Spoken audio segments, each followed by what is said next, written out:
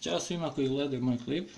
Evo danas ću vam pokazati kako da napravite limunadu, da se spremite za ove zimske dane, da ojačate imunni sistem. Znači treba nam jedan limun, presečemo na pola, uzmemo ovo za ceđenje, iscedimo ovako limun.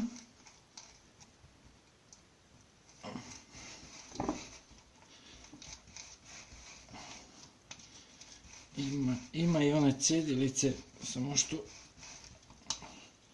ja to nemam, imam ovo za ručno,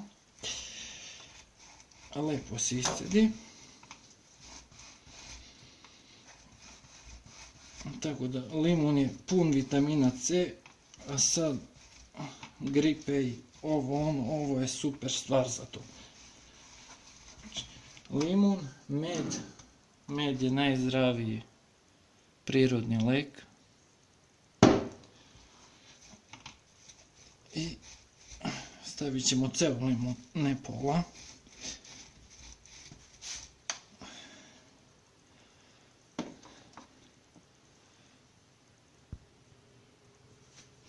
Evo, iscedio sam limun, znači ovako lepo da se iscedi skroz.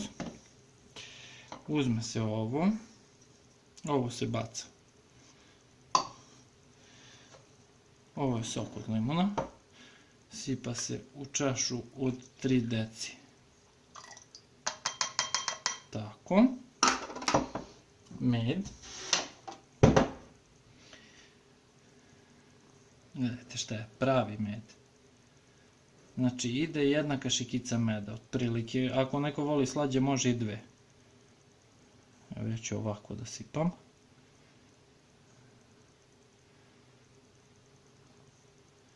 To bi, ja mislim, bilo to. Tako. I voda. Rosa voda, najbolja voda.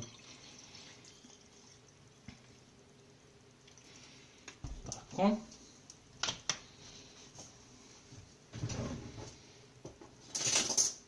I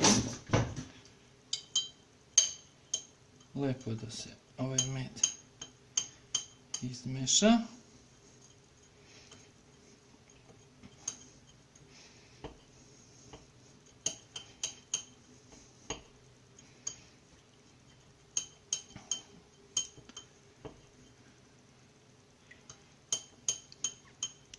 Stisni stop dok.